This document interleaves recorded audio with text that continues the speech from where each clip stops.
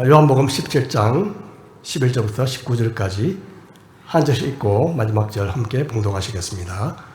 나는 세상에 들지 아니하오나 그들은 세상에 있사옵고 나는 아버지께로 가옵나니 거룩하신 아버지여 내게 주신 아버지의 이름으로 그들을 보존하사 우리와 같이 그들도 하나가 되게 하옵소서.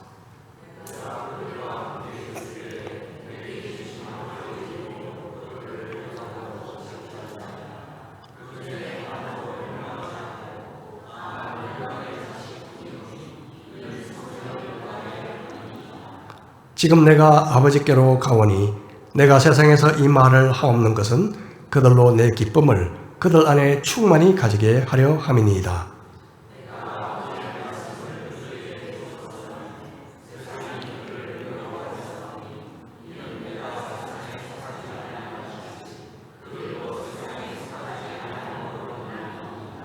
내가 비옵는 것은 그들을 세상에서 데려가시기를 위함이 아니요 다만 악에 빠지지 않게 보존하시기를 위함이니이다.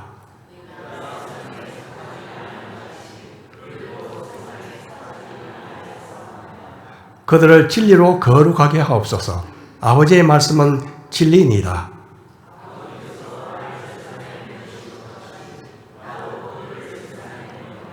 함께 봉독하시겠습니다. 또 그들을 위하여 내가 나를 거룩하게 하오니 이는 그들도 진리로 거룩함을 얻게 하려 함이니이다. 아멘.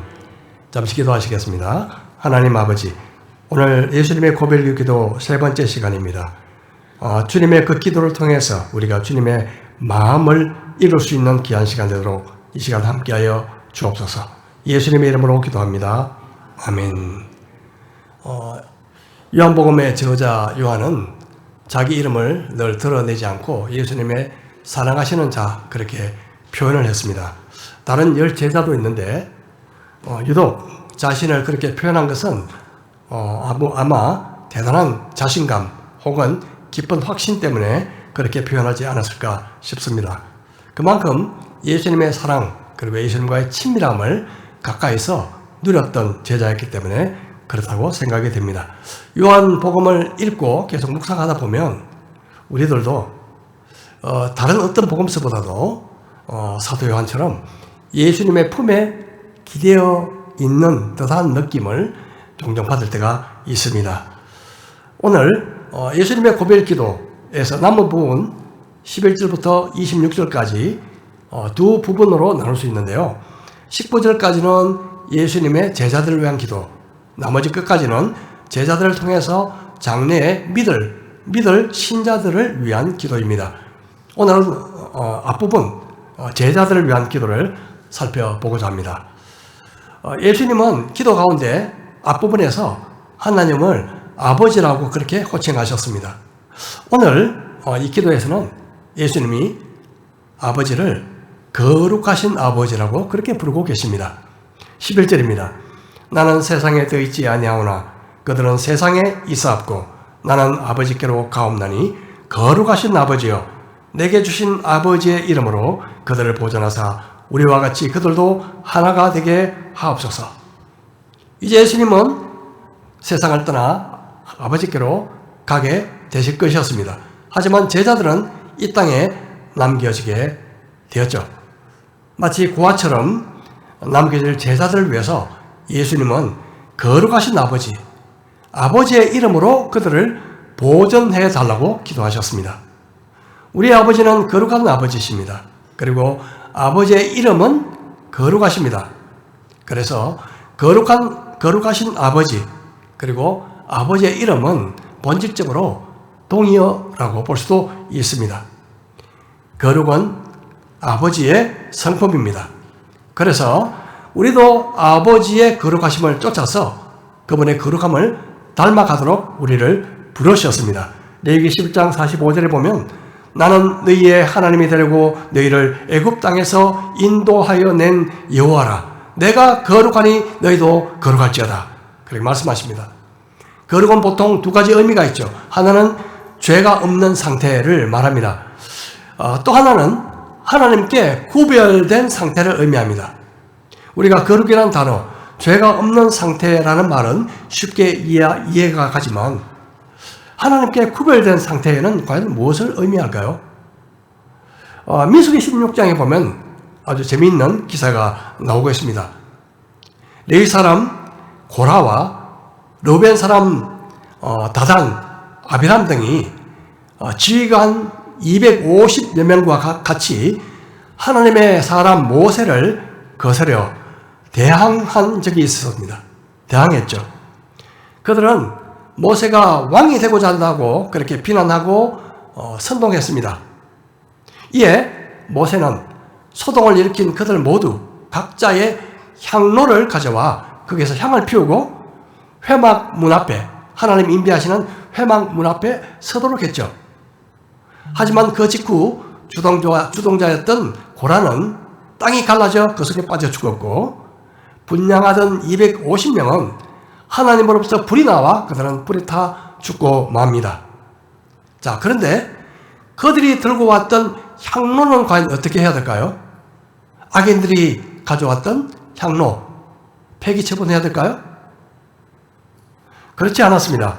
민수기 16장 38절에 보면 사람들은 범죄하여 그들의 생명을 스스로 해하였거니와 그들이 향로를 여호와 앞에 들였으므로 그 향로가 거룩하게 되었나니 그 향로를 쳐서 제단을 쌓는 철판을 만들라 이스라엘 자손에게 표가 되리라 하신지라. 비록 그들은 범죄로 인해 죽었지만 그들이 드린 향로는 이미 하나님께 바치고 드린 것이기 때문에 거룩한 것이 되었다고 말씀하고 있습니다. 하나님께 드린 것은 거룩합니다. 왜냐하면 하나님이 쓰시도록 구별한 것이기 때문에 그렇습니다. 우리도 거룩합니다. 왜냐하면 하나님의 것으로 구별된 존재이기 때문에 그렇습니다. 하지만 문제는 우리가 믿음으로 거룩함을 얻었지만 현재 상태는 거룩하지 않다는 사실입니다. 아주 모순 같은 사실이죠. 그래서 우리는 주님이 오실 때까지 이미와 아직, already와 not yet 사이에 긴장 가운데 살아가고 있다는 것을 늘 기억할 필요가 있습니다. 이미는 예수님께서 오셔서 우리를 위해 이루어주신 거룩을 의미하고, 아직은 우리 안에 성령님이 오셔서 계속 이루어가는 거룩을 의미합니다. 먼저 우리는 예수님을 통해서 이미 거룩하여졌습니다. 히브리서 10장 10절에 이 뜻을 따라 예수 그리스도의 몸을 단번에 들이심으로 말미암아 우리가 거룩함을 얻었노라 하고 말씀하고 있습니다. 즉 예수님께서 십자가에서 자신의 몸을 속죄 제물로 드림으로 말미암아 우리가 믿음으로 죄 용서함 받고 거룩함을 얻었다는 것입니다. 이것은 법적 신분의 상태입니다. 법적 신분의 상태. 하지만 아시다시피 우리의 삶은, 우리의 실제 삶은 거룩하지 않습니다. 날마다 크고 작은 죄와 싸우고 살아갑니다. 죽는 날까지 아직이라고 고백할 수밖에 없습니다. 이것은 우리의 신분이 아닌 상태의 문제입니다. 여러분 한번 생각해 보십시오. 한 고아원에서 한 아이를 입양한 부모가 있습니다. 이 아이는 법적으로 이미 완전한 그 가정의 자녀가 됐지만 상태는 아직 고아로서의 행동과 습관이 아직 남아 있습니다. 이것은 변화되기 위해서 많은 시간이 요구되는 일입니다. 이것이 바로 이미와 아직의 차이입니다. 그래서 아직이란 과정은 평생 이루어 가야 할 성화의 과정인 것이죠. 이 과정에서 성숙은 사람마다 차이가 있을 수 있습니다. 어느 고급 실버타운의 총지배인이 이런 말을 한 적이 있습니다. 믿는 사람들 때문에 죽겠다는 거죠. 왜? 믿는 사람들이 다다. 오랫동안 신앙생활을 했던 분인데 인격에 문제가 있다는 거죠. 신자보다 더 까다롭고 더 세고 교만하다는 거죠. 신앙생활을 어떻게 했는지 참 알다가도 모르겠습니다. 그렇게 이야기를 했습니다. 그가 말한 분이 정말 믿는 분인지는 알 수 없지만 맞다면 한참 아직입니다. 한참 아직. 반면에 어떤 믿지 않는 분이 교회에 처음 나가게 되었는데요. 그가 나가게 된 동기가 참 감동적이었습니다. 그 집에 가사 도우미로 일하시던 권사님이 있었는데요.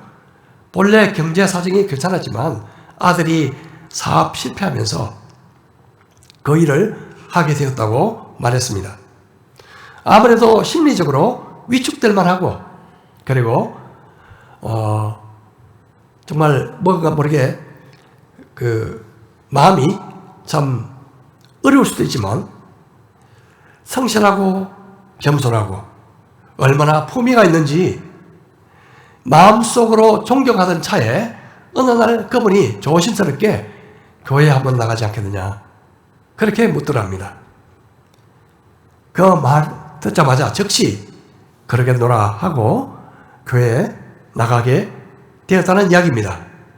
자, 이 두 예를 본다면 의미는 같지만 아직은 큰 차이가 있음을 우리는 알게 되죠. 구원받는 것은 믿음으로 한순간에 결정되지만 하나님께 쓰임받는 삶은 거룩한 삶의 여부로 결정됩니다.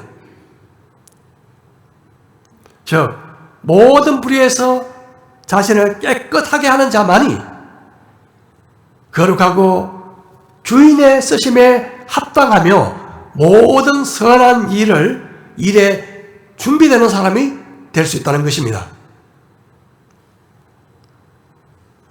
이 땅에 남겨진 제자들은 거룩하지 않는 세상에서 살아가야만 했습니다. 거룩하지 않는 세상에서 거룩한 삶을 산다는 것은 너무너무 힘든 일입니다. 아니, 우리 힘으로 불가능한 일입니다. 그래서 주님은 이렇게 기도하시죠. 거룩하신 아버지여, 내게 주신 아버지의 이름으로 그들을 보존하사 우리와 같이 그들도 하나가 되게 하옵소서. 자, 이 기도는 예수님께서 제자들을 위해서 드리신 첫 번째 정원 기도입니다. 주님은 그들을 거룩하신 아버지의 이름으로 보존해달라고, 즉 보호해달라고 기도하고 계십니다. 거룩해야만이 제자들이 하나의 공동체를 이룰 수 있게 될 것입니다. 거룩함이 깨어지면 교회가 하나 될 수 없습니다. 다음 구절입니다. 내가 그들과 함께 있을 때 12절 내게 주신 아버지의 이름으로 그들을 보존하고 지켰나이다. 그 중에 하나도 멸망하지 않고 다만 멸망의 자식뿐이오니 이는 성경을 응하게 함이니이다. 가룟 유다는 마귀의 유혹을 받고 자기의 길을 갔습니다. 성경의 예언이 그대로 이루어졌습니다. 예수님은 제자들과 함께 계실 때에 아버지의 이름으로 그들을 보존하고 지키셨습니다. 그리고 떠나시기 전에 아버지의 이름으로 그들을 보존해 달라고 기도하고 계십니다. 여기서 우리가 주목해야 할 단어는 아버지의 이름입니다. 이름은 한마디로 전인격, 전 성품, 능력, 그리고 모든 권위를 포함하고 있습니다. 아버지의 이름으로 보존해 달라는 말은 다시 말해서 아버지의 모든 성품과 아버지의 모든 능력과 아버지의 모든 권위로 보호해 달라는 뜻이죠. 그래서 잠언서에서 이렇게 말씀합니다. 잠언서 18장 10절 여호와의 이름은 견고한 망대라 의인은 그리로 달려가서 안전함을 얻느니라. 하나님의 이름은 우리가 의지할 가장 견고한 피난처입니다. 우리가 안전을 위협받을 때마다 그리고 세상 유혹이 쓰나미처럼 우리에게 다가올 때마다 우리는 아버지의 이름, 아버지 앞으로 달려가야 하는 것입니다. 아버지의 이름을 불러야 하는 것입니다. 아버지 도와주시옵소서. 라고 말이죠. 우리는 하루에 수십 번, 수백 번, 아니 수천 번이라도 아버지의 이름을 불러야 합니다. 그 이름이 우리를 보존하실 것이기 때문입니다. 이제 주님은 다시 기도하십니다. 지금 13절, 지금 내가 아버지께로 가오니 내가 세상에서 이 말을 하옵는 것은 그들로 내 기쁨을 그들 안에 충만히 가지게 하려 함이니이다. 내가 아버지의 말씀을 그들에게 주었사오매 세상이 그들을 미워하였사오니 이는 내가 세상에 속하지 아니함 같이 그들도 세상에 속하지 아니함으로 인함이니이다. 주님이 아버지께로 가시면 제자들만 남겠지만, 그리고 그들은 세상으로부터 미움을 받겠지만 그들의 마음속에는 오히려 기쁨이 충만하게 될 것이라고 말씀하고 있습니다. 이것은 바로 예수님께서 십자가 죽음에서 부활하시고 그리고 보혜사 성령님께서 이 땅에 오실 때 성취될 것이었습니다. 다음 절입니다. 17장 15절 좀 띄워주시겠어요? 내가 비옵는 것은 그들을 세상에서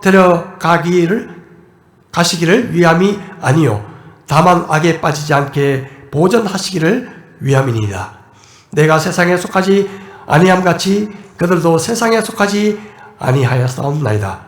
그들을 진리로 거룩하게 하옵소서. 아버지의 말씀은 진리니이다.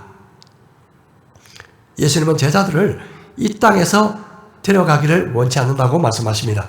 오히려 악에 빠지지 않게 보존해 주시고 그들로 하여금 거룩하게 해달라고 기도하고 계십니다.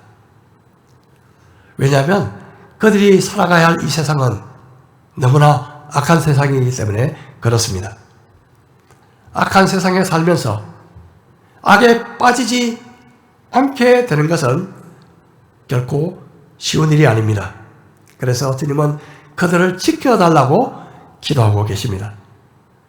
악에 빠지지 않고 지켜달라고 보존해달라고 하신 기도는 소극적인 기도지만 거룩한 삶을 살게 해달라고 하는 기도는 보다 적극적인 기도라고 볼 수 있습니다. 우리에겐 이 두 가지가 다 필요합니다. 두 가지 다 기도가 필요합니다. 여기서 우리가 거룩한 삶을 살아갈 수 있는 길은 아버지의 말씀, 진리의 말씀이라고 말씀하고 있습니다. 하나님의 말씀을 가까이 하지 않고 거룩한 삶을 살아가고자 하는 것은 마치 메마른 사막에서 물고기를 잡으려고 하는 것과 마찬가지입니다. 말씀은 우리를 죄로부터 떠나게 하고 하나님의 사람으로 구별된 삶을 살아가게 하기 때문입니다. 말씀은 진리이기 때문에 그렇습니다. 이제 예수님의 제자들을 위한 마지막 기도가 이어집니다.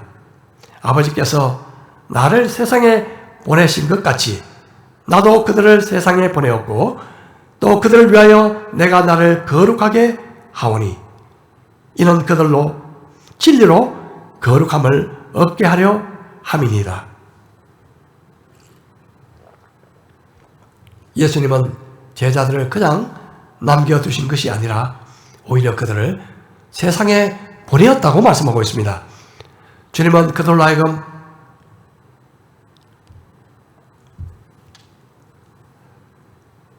진리로 거룩함을 얻도록 자신을 거룩하게 하셨다고 말씀합니다. 즉 예수님 스스로 십자가에서 거룩하신 제물로 자신을 드리신 것입니다. 그리고 죄 많은 세상에서 거룩한 삶을 살아가도록 우리를 보내셨습니다. 자, 지금까지 예수님의 기도를 가만히 보면요, 중요한 하나의 간구가 관통하고 있음을 보게 됩니다. 그것이 무엇일까요? 그것은 바로 세상에서 제자들이 거룩한 삶을 살도록 지켜달라고 하신 간구입니다. 우리는 보통 무엇을 위해서 기도하십니까? 흔히 육적인 필요 혹은 혼적인 필요들을 위해서 기도할 때가 많습니다. 예를 들면 건강을 주십시오. 자녀들이 학교에 잘 적응하고 좋은 선생님 만나도록 도와주십시오. 혹은 제게 지혜를 주십시오. 이런저런 필요를 채워주십시오. 이런 기도가 많죠.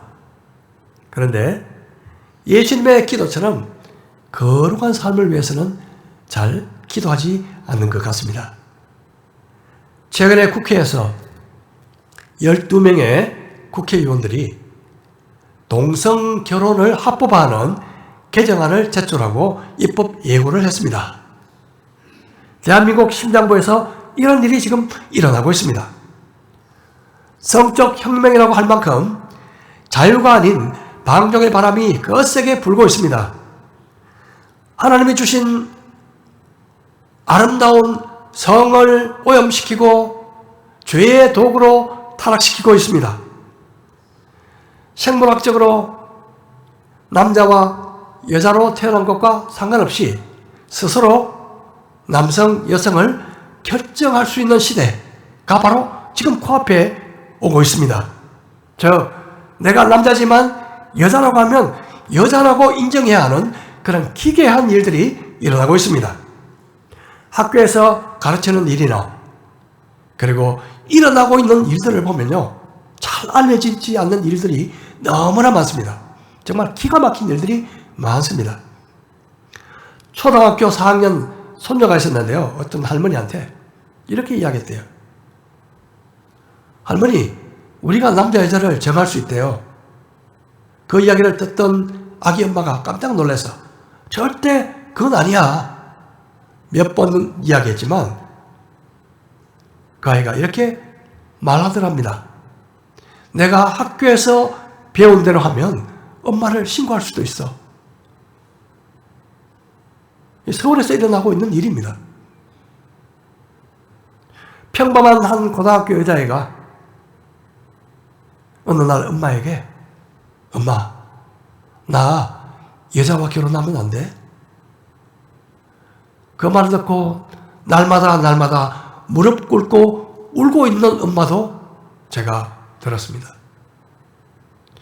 아시다시피 이미 심각한 부작용이 나타나고 있는 서구의 잘못된 문화, 교육을 답습해서 분별력이 없는 자녀들의 가치관을 유린하고 또 파괴하고 왜곡시키고 있습니다.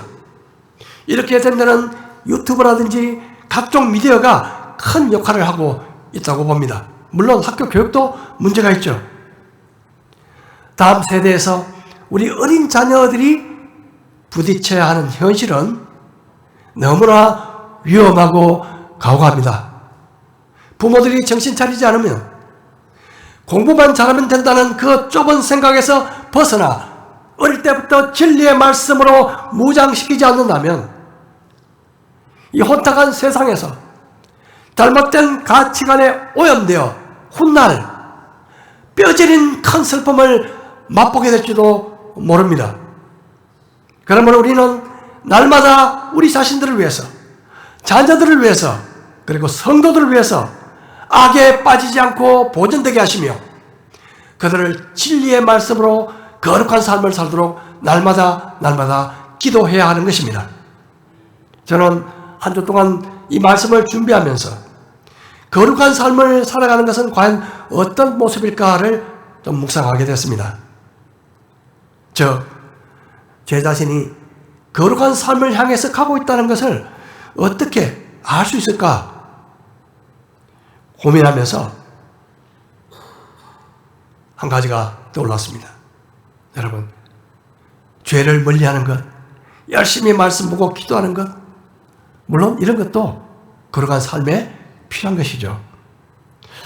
이번 주 한 주간 동안 바로 예수님의 기도 속에 나온 거룩의 주제를 가지고 묵상하면서 한 가지가 선명하게 떠올랐습니다.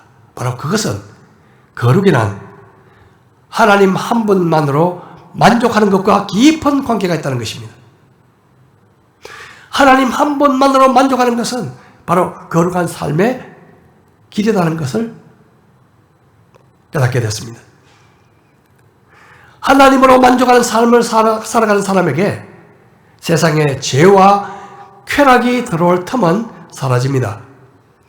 하나님 한 분만으로 만족할 수 있는 사람은 당연히 하나님 앞에 구별된 삶을 살게 됩니다.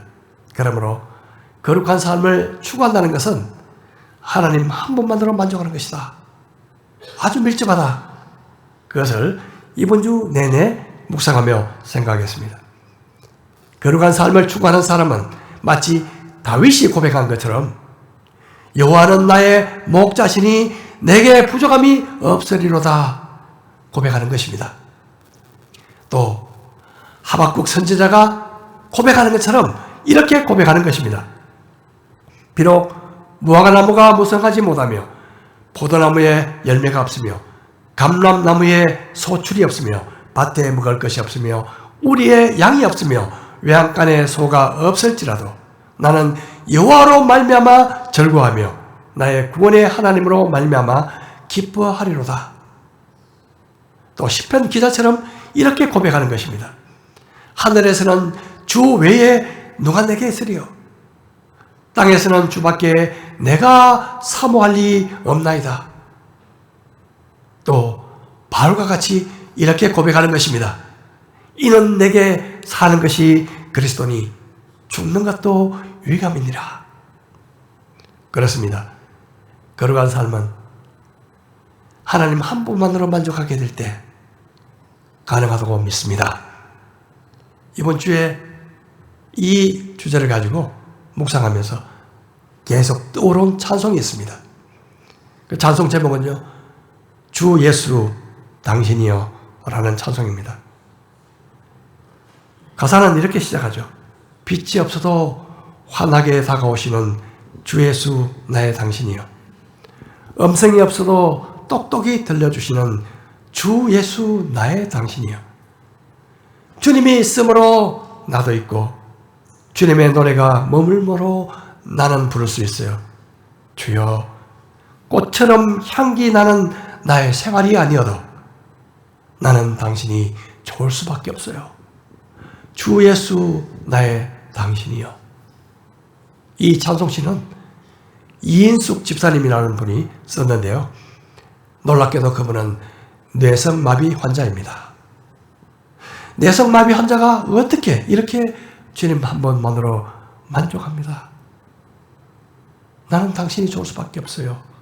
이렇게 아름다운 시를 쓸 수가 있을까요? 특별히 제 가슴을 특별히 울린 부분은요, 바로 후렴 부분입니다. 주여, 꽃처럼 향기 나는 나의 생활이 아니어도 나는 당신이 좋을 수밖에 없어요. 주 예수 나의 당신이요. 이 찬송 2절을요, 우리 교회 지휘자신 우리 김원아 집사님이 한번 찬송 들어주시겠습니다.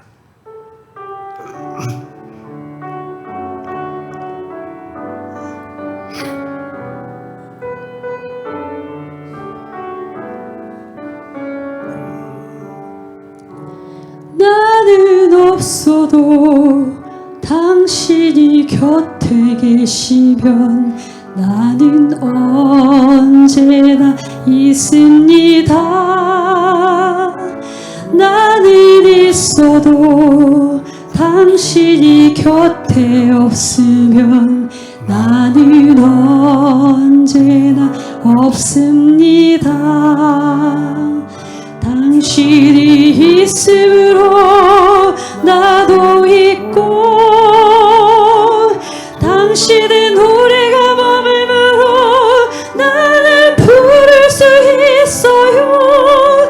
주여, 꽃처럼 향기 나는 나의 생활이 아니어도 나는 당신이 좋을 수밖에 없어요. 주 예수 나의 당신이요. 그렇습니다. 저와 여러분의 삶이 꽃처럼 향기 나는 삶이 아니어도, 아직은 거룩한 삶과 거리가 있어 보여도 언제나 예수님이 좋을 수밖에 없다면, 언제나 예수님이 좋을 수밖에 없다면 거룩한 삶을 향해서 한 걸음 한 걸음 나아가고 있다고 믿습니다. 주님은 마지막 고별 기도에서 제자들로 하여금 이 거룩하지 않는 세상에서 거룩한 삶을 살도록 기도하셨습니다. 여러분, 저와 여러분도 이 일을 위해서 날마다 기도하시겠습니까? 날마다 기도하시겠습니까? 언제나 주님만이 좋을 수밖에 없습니다. 언제나 주님만이 좋을 수밖에 없습니다. 이것이 바로 거룩으로 가는 길인 줄 믿습니다. 오늘 이 시간 마지막으로 저와 여러분에게 던지고 싶은 질문은 이것입니다. 하나님 한 분만으로 만족하십니까? 주님으로, 그 주님 한 분만으로 만족하는 그 길, 그 거룩한 길을 여러분 걸어가시겠습니까? 이 질문에 대한 대답으로 여러분 잠시 우리 함께 말씀을 생각하며 기도하도록 하겠습니다. 우리 각자 기도하시겠습니다.